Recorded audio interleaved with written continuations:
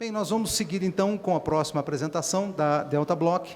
Nós teremos a oportunidade de ouvir o Sr. George Ferner, que é engenheiro civil, e ele vem de Viena, na Áustria, e estará agora conosco trazendo as suas impressões acerca do tema soluções pré-fabricadas de ponta para a segurança rodoviária e suas aplicações. Eu gostaria de convidar para que venha ao palco, por favor, o Sr. Ferner, colocando aqui de uma maneira muito rápida um brevíssimo currículo, Sr. Ferner. Ele trabalhou aqui em grandes projetos de infraestrutura por vários anos e, em seguida, ele ingressou na Delta Block International, isso em 2009.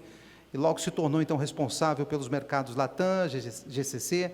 Ele desenvolve projetos em todo o mundo com foco especial em infraestrutura e segurança rodoviária. Então, ouçamos o Sr. George Ferner. Por favor, fique à vontade. Unfortunately, it does not connect to my laptop. Can you go to the next slide, please? A short introduction about what you will hear the coming hour. I will speak a little bit about, I give you a brief introduction about road safety. I think you're all aware of road safety, but just to enter the topic.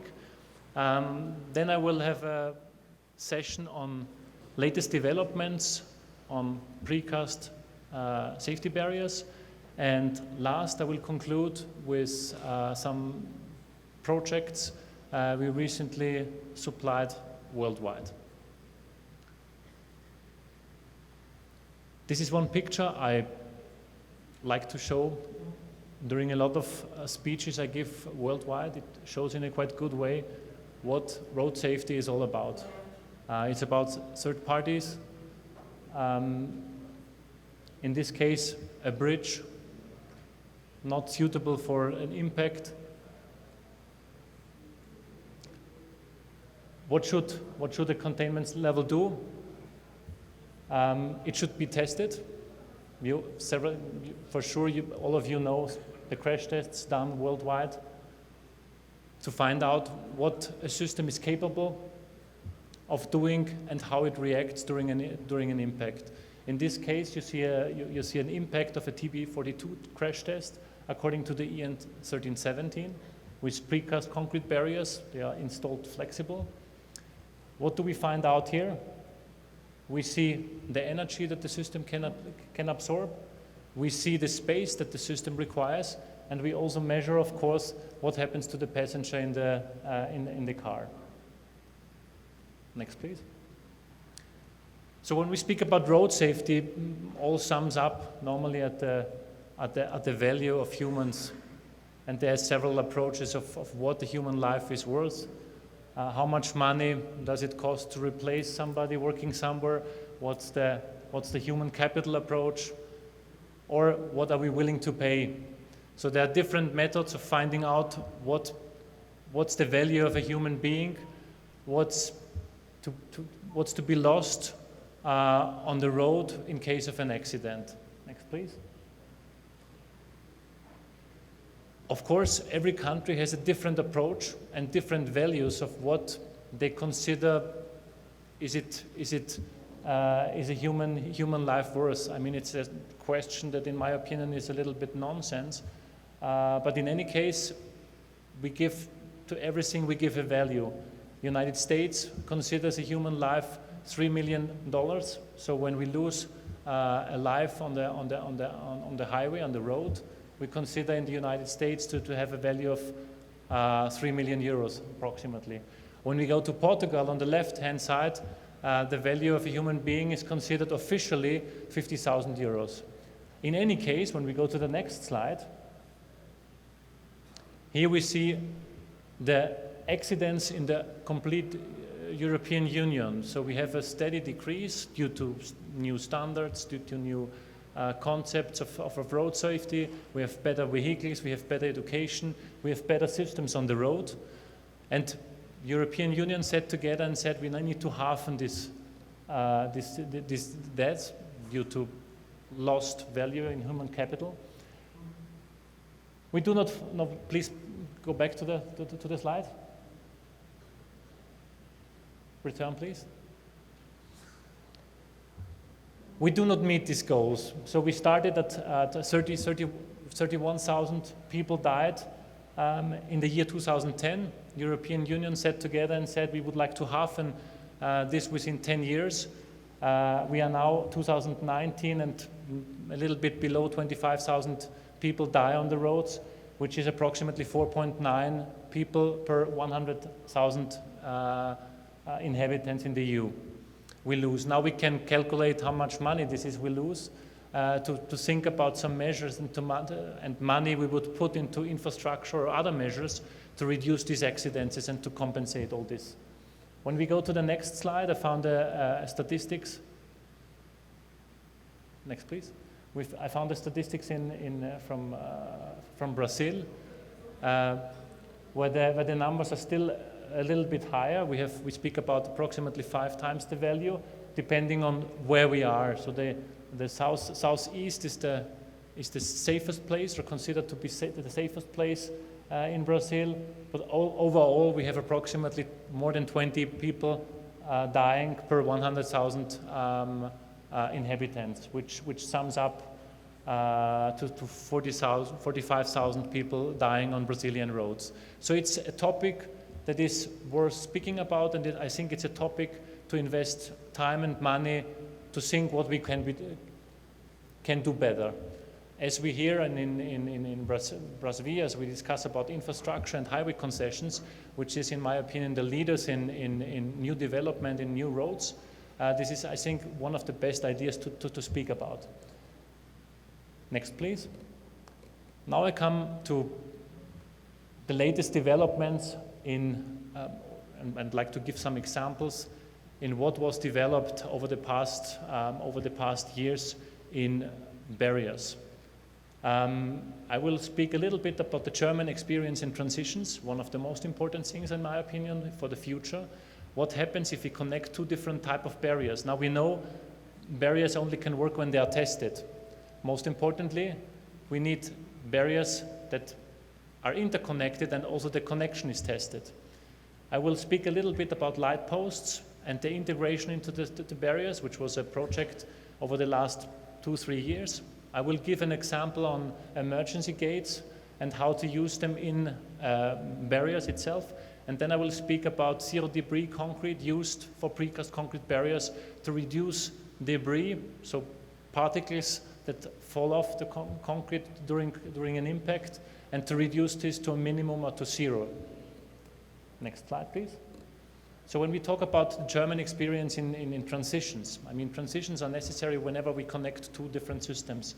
In the 90s, Germany started to install barriers, concrete barriers. And of course, this was also the first time when transitions were necessary. So over 6 years period, in 1996, the first standard was developed to think about different transitions between precast concrete barriers and between steel barriers. Next, please. Here you see a typical transition of an old German standard connecting, in this case, a New Jersey barrier with a steel guardrail. There was a clear concept of how to do this according to this German standard to ensure a safe connection between the 2. Next, please. Here you see the same installed on a German highway, at least the concrete part. In the next slide, you will see the complete installation of the transition, which looks very nice, very smooth. Next, please. But in the end, it did not work. In several cases, we had problems. The connection failed. It was a good study, it failed. Next, please. And whenever we look, always the connection. And this is something where in the engineering part, connecting a ductile system with a rigid system is very, very difficult and engineeringly demanding. Next, please. This was found from BAST, the German authority. So performance between steel and concrete safety barriers was not satisfactory. For this reason, it was please back. For this reason, it became mandatory.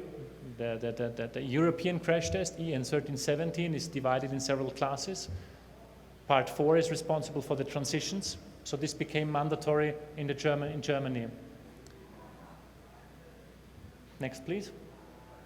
Here we see a crash test of this old, or the preparation for the crash test of this old German system. So it became mandatory. Now tests were conducted to find out what happens during a crash test, and if really what we saw in reality would refer to what would be theoretically then necessary during the crash test. Next, please. But this crash test failed completely.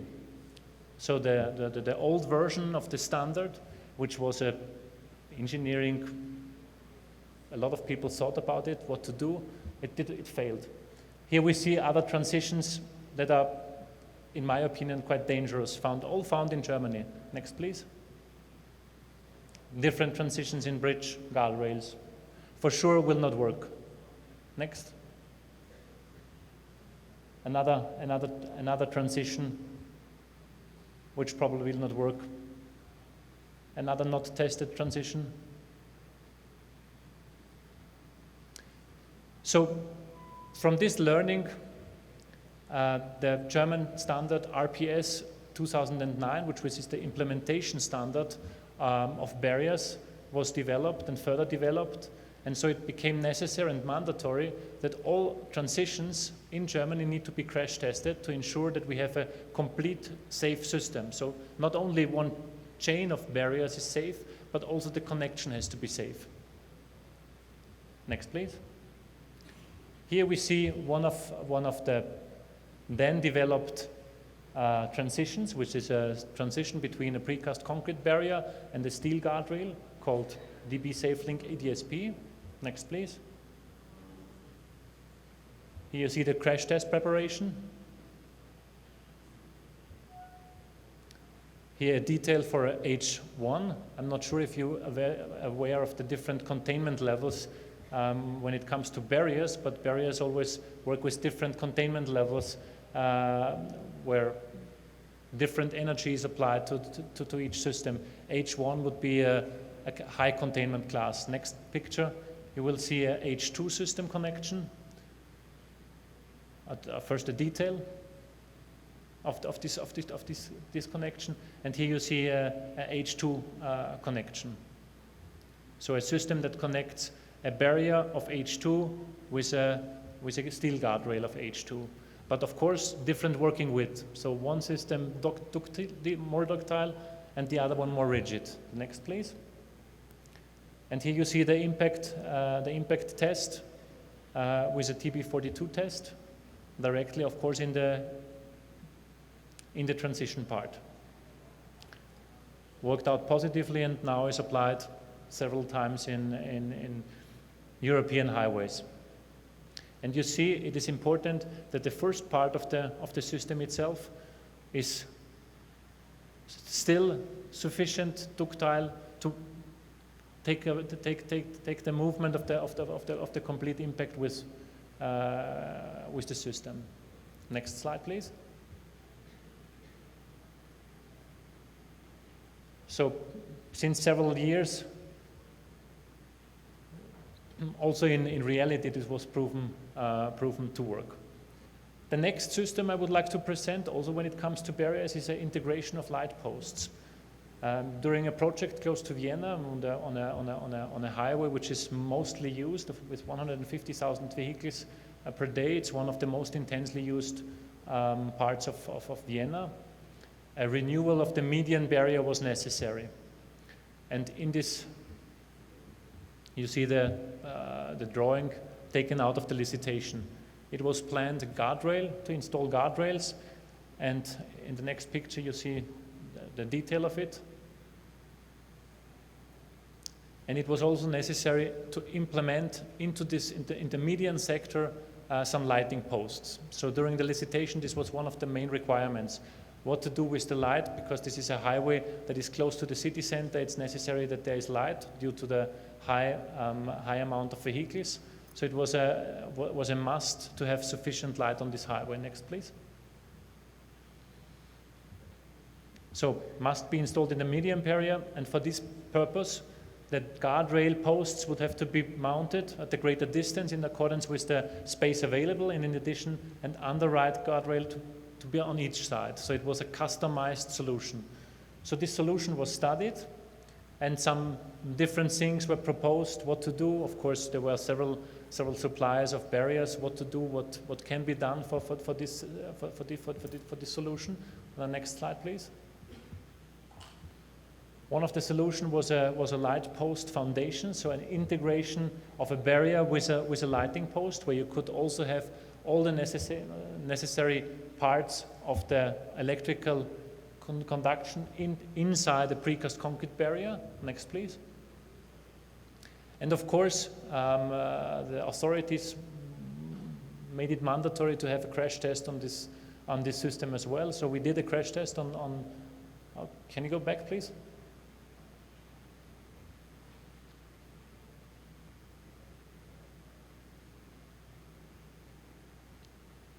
Here you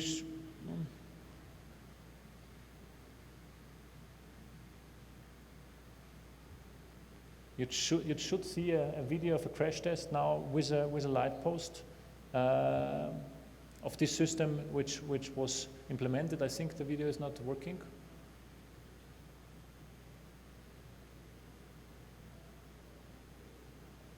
Okay. You should see a video where the crash test was conducted positively with a light post. So on top of the barrier, we did a crash test, making a system work. So very importantly, we reduced, or necessary to reduce the space a lot. Very important when it comes to highways in or close to city centers. And of course, it's necessary to control and to reduce the maintenance of the system. Due to the height of the lighting posts, we had to anchor the system as well. Next solution, please.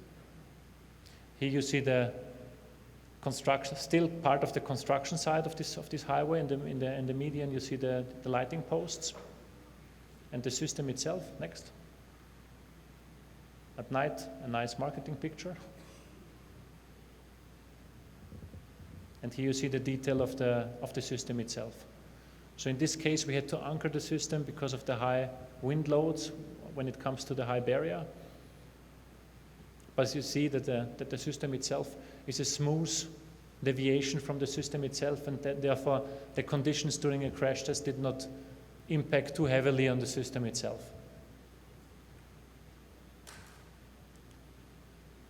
Now I speak about another solution that was mainly done for the French market. It's an emergency gate solution when it needs to, because whenever we speak about barriers in the median, we have a problem. What happens when the street is blocked, when the road is blocked? How do we access the other side of the road? And we also cannot permit a weak link between the barriers itself.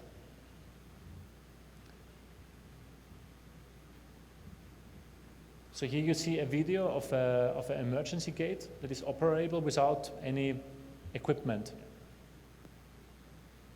Here you see a chain of barriers where we implemented all necessary equipment directly in the barriers. It's a tested solution where,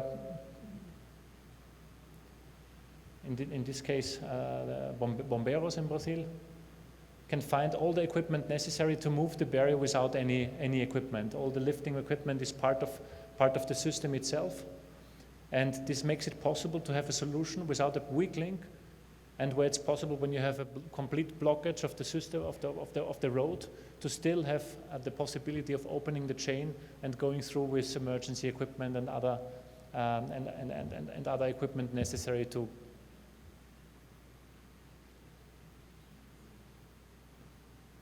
Also, the movement is done by hand.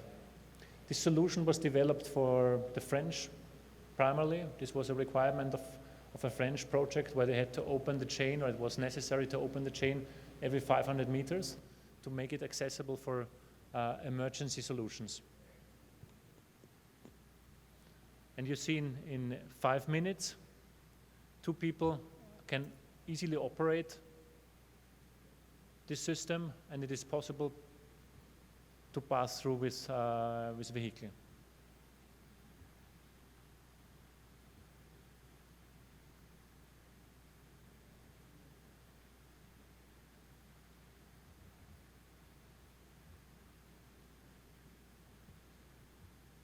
This image you saw already several times. It's in Italy, where the requirement was to have an even bigger emergency gate, and several elements next to each other are operable. Next, please. And my fourth presentation of a new product is zero debris. So whenever we speak about concrete, and you see it in Brazil quite often, when it comes to barriers and accidents, you will see that a lot of detached parts when it comes to accidents. So cars hitting barriers, concrete flies off and poses a quite big threat to passengers and oncoming traffic. So in the revision of the future standard, in the revision of the future European standard, there will also be a fragmented width, where we include in the standard the particles that would, during an impact, fly away from the barrier, to specify how the size of the particles. Next, please. This is a concept that was proposed recently to the European Committee to discuss about how big concrete parts can be when flying off barriers or other vehicle systems. Not always it is necessary to have a concrete barrier when it comes to detached parts. It can also be steel, it can be whatever. So it's independent of the material. So we define 3 different classes similar to the containment level and the working width and the AC value. There also should be a fragment width, meaning how many particles flew away from the system. Next, please. So what is the problem? Any type of system or any type of material can, of course, be a potential dangerous. So, and in the revision, it was proposed 2010, but until implementation, it will take a little longer. In the current standard, nowadays, only all parts have to be noted that are bigger than 2 kilos, which can be considered for the clients or not. In many cases, it's not considered.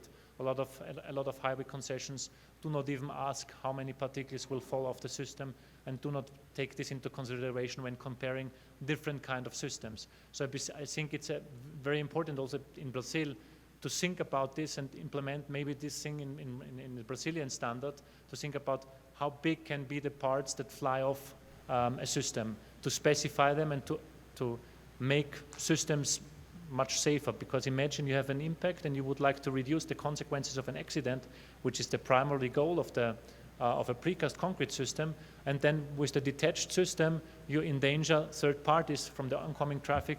You do exactly the contrary of the necessary things. Next, please. So we did, together with the Technical University of Vienna, we did several tests to enhance our concrete. And here you see a typical standard reinforced concrete. After 2 hits, please just press once to start the video.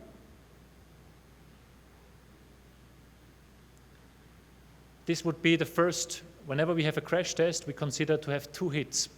The first hit is the front, and then when the vehicle turns, you will have a second impact. So this is the simulation of the first impact, and now you see at the second impact how many parts fell off a reinforced concrete element, which is quite substantial and quite dangerous for oncoming traffic. Next, please.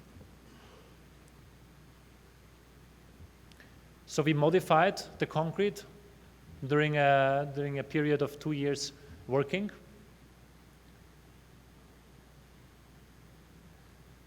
And here you see the first impact. You don't see nearly nothing. You might see some small things, but nothing more. This is the second impact.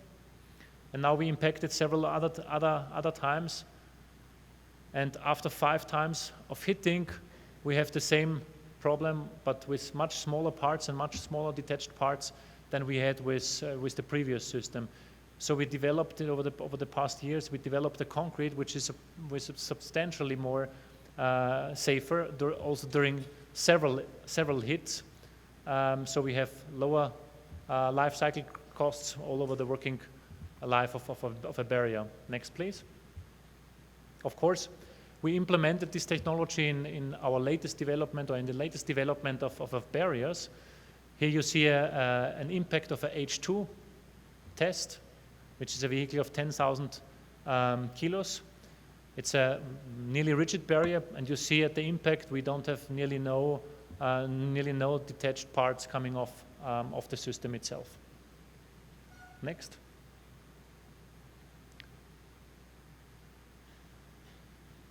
Here you see the same test from another angle, but just showing in slow motion the parts that fell off, and the major parts that fell off. You see here a little bit cracks, but this is more pulverized. It's not really parts of the concrete. The major parts is from the bus, from the windows of the bus that fell off here. Next. And here you see crash test of a H4b. So we also tried to implement the same thing for the highest impact level, which is a system in this case which has a working width of only W2 and poses the highest energy level. And also here we see no detached parts, no particles that fell off the system itself. And this is something which in the future should be applied everywhere. Next, please. So most important thing is preventing parts breaking off the system itself and practically eliminating the danger of debris. Next, please.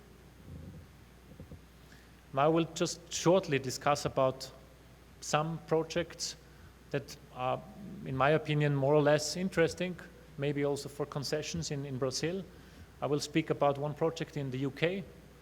I will speak about the project in Saudi Arabia, where we secured the metro line in Riyadh. And I will speak a project about some project, but very briefly, because it's still undergo in Paraguay, Ruta 27. Next, please. When it comes to the M1 project, we see the short. Next, please. This is approximately location. It is on the M1. There was a concession, there was a consortium that won this tender for this project. It's BMGV, which is a consortium of Morgan Sindall and BAM Nuttall.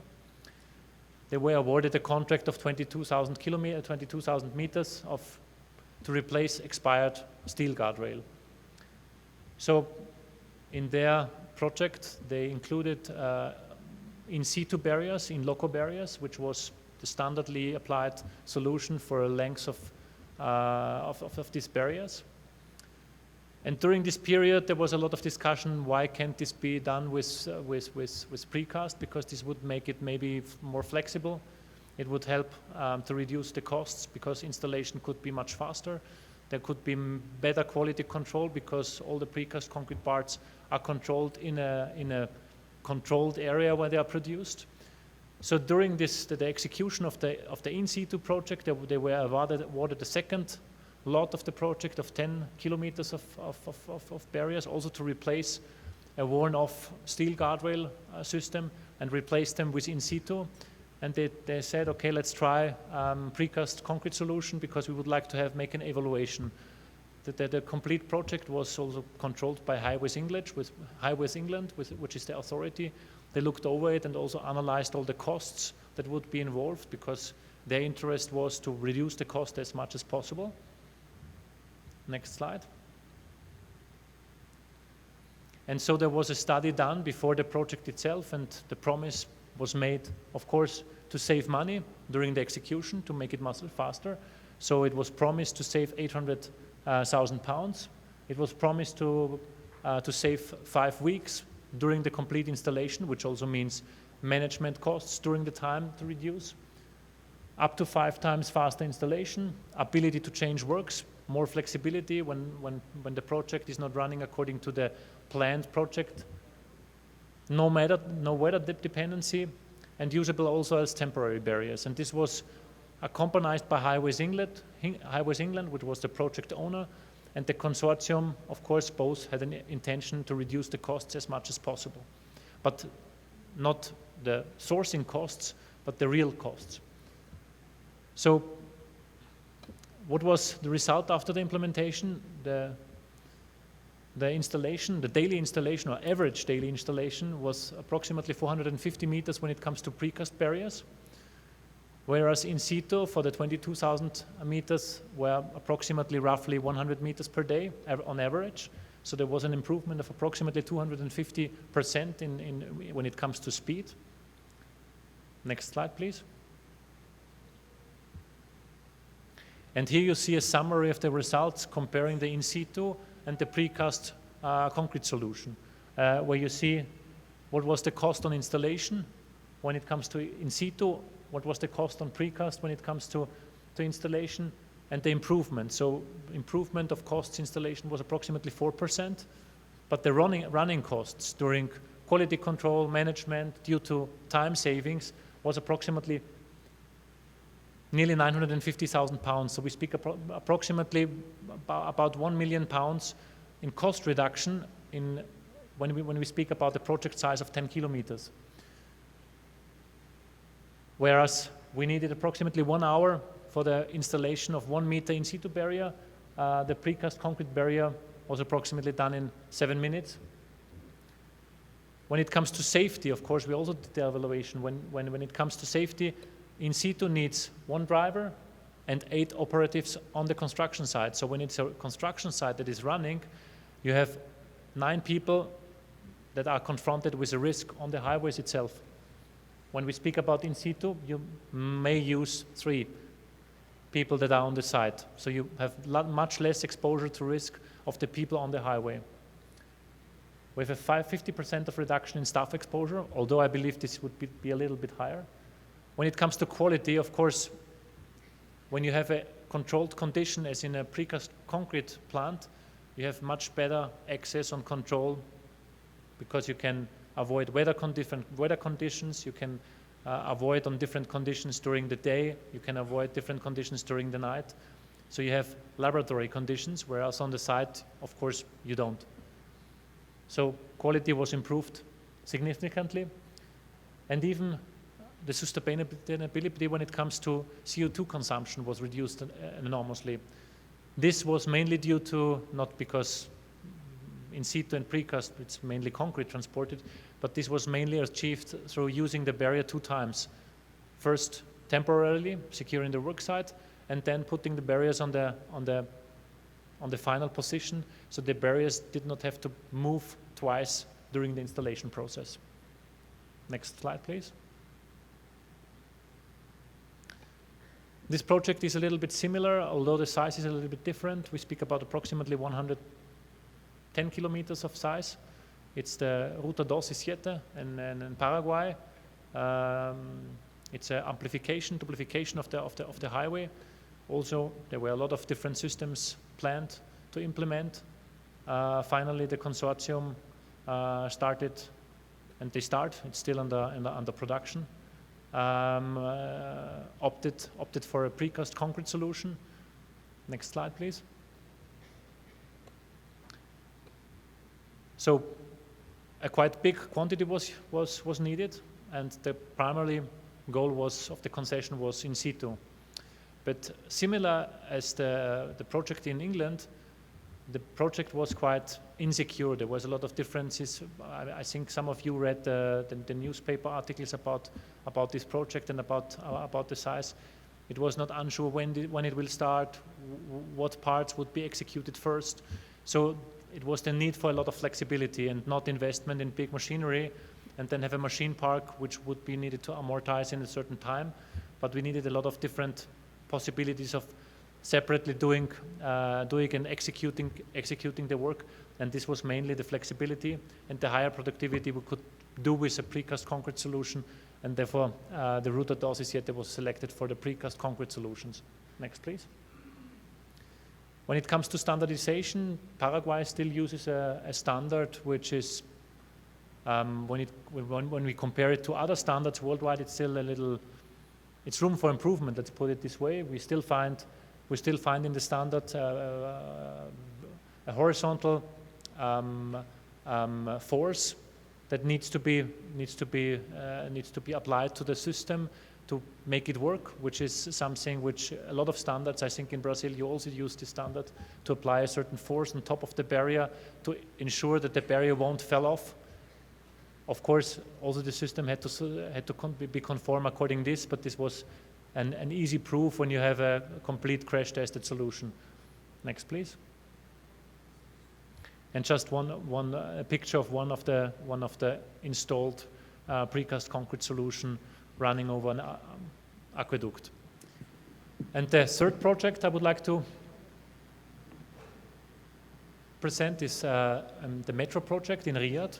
Riyadh is currently investing a lot of money in infrastructure when it comes to metro construction. They currently construct 5 metro lines at the same time. So Riyadh itself is a construction site completely.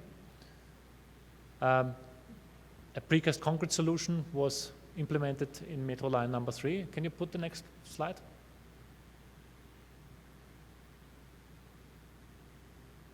So you see the location of the project. Next, please.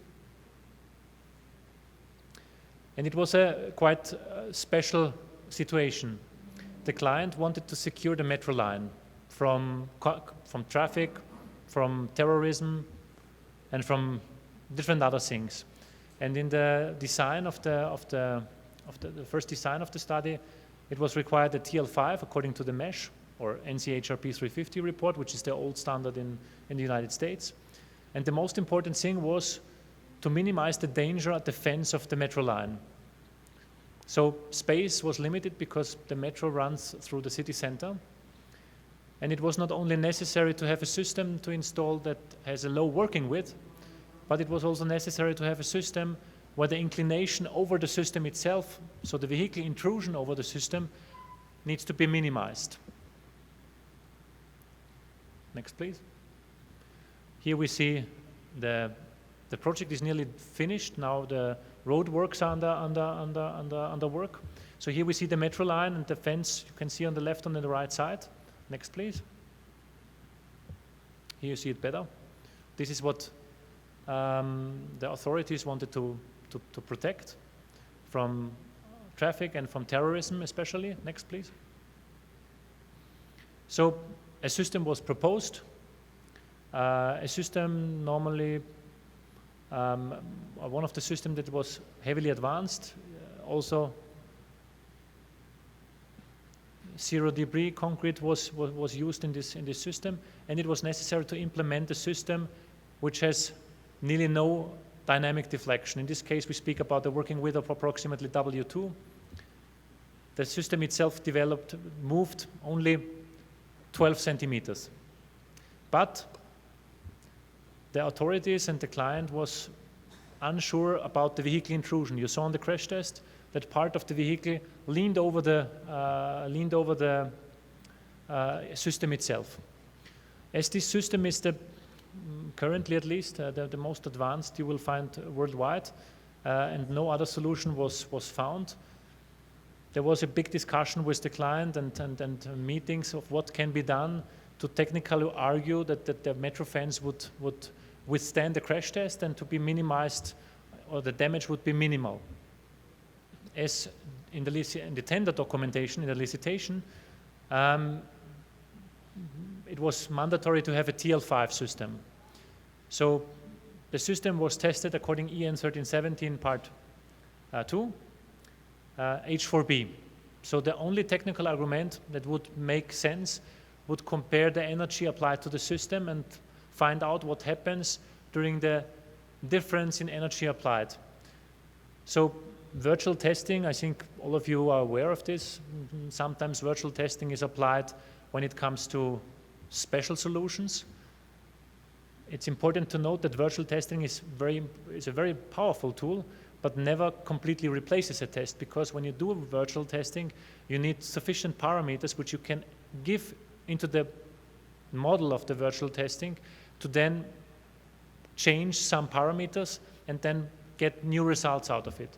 So what we did here was we used a model of the virtual model from the test we just saw, changed the conditions for the vehicle impact because we wanted to know what happens during a TL5 impact, another H4b impact, because our hope was that we by applying less energy to the system itself, we would slightly decrease the lean over of the vehicle, and therefore it would be possible to have a system that still would be allowed to install on this near the metro fence.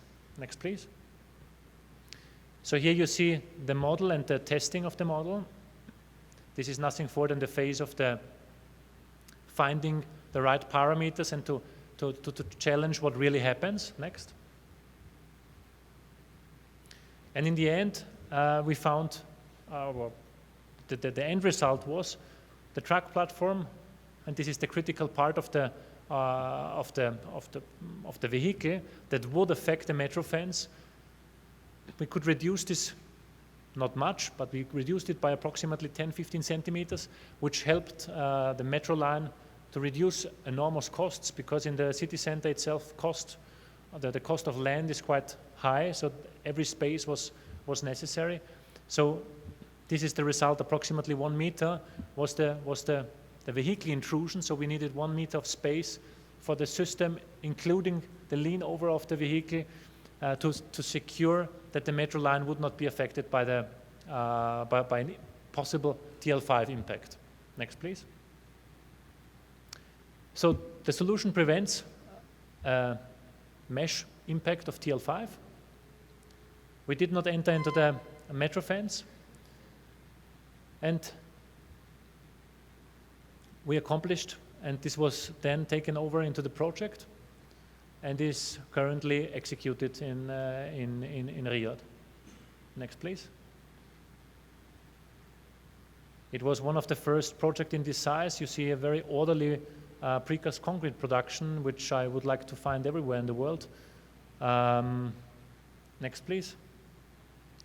And then you find people involved in this project, which was quite an amount of people until this result was possible. Thanks a lot. I hope I could give you some ideas and some different concepts of first approaches when it comes to new products or new parts of the product. We talked a little bit about transition. It's important to connect one transition with the next, what to do.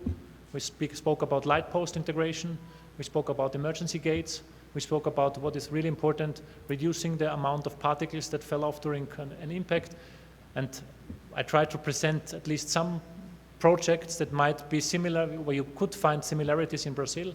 Of course, in every country and every project is different, and you need to approach step by step, finding the right technology, finding the right partners to work on together with a team. Thanks a lot for having me here, and I hope you enjoy the evening.